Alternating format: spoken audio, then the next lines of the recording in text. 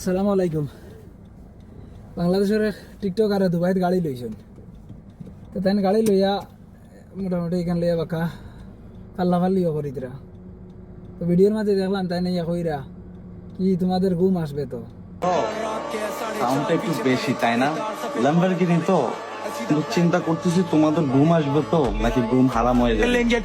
তো ফেসবুকে মনে হয় আমরা তান বাফর টেকা দিয়ে এমবি লইয়া আর ফেসবুক চালাই, এর লাগে আমরা ঘুম আইতো না তান গাড়ি লওয়ার লাগি।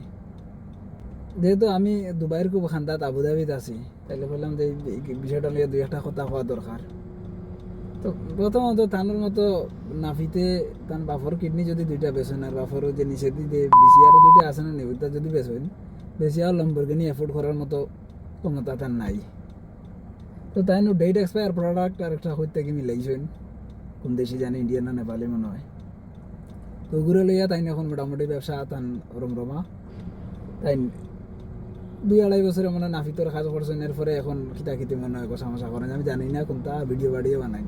ওই তার ইনকাম আর তার 2 বছরে 100 টাকা উইব। তাও দুবাইয়ের মতো জায়গায় লাইফ লিড করা মোটামুটি এটা ব্যয়বহুল আছে। তো ইনকামের তুলনায় তার তেমন সেভিং হওয়ার কথা হতে নাই, যেহেতু আমরা বাস্তবে আছি, আমরা একবারে সামনাসামনি সাক্ষী।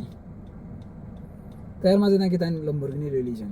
তো লম্বরগিনি লইয়া এনে উঠিয়া দেখলাম আমি গাড়িখানি স্টার্ট দিতেও দেখলাম না, বাইরে লইয়া বার হইতেও দেখলাম না, খালি ভিতরে বইয়া ছবি তুলিয়া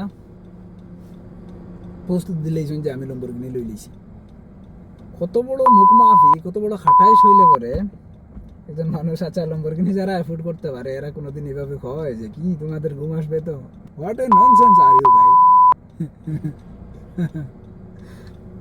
কত বড় মুখ মাফি হইলে পরে এরকম গাড়ি কিনছিস ভালো কথা, তুই কিন, তোর ইনকাম করছস, বৈধ অবৈধ তোর ব্যাপার, হালাল হারাম তোর ব্যাপার, তুই আল্লাহর কাছে জবাব দিবি, আমাদের কোনো যায় আসে না।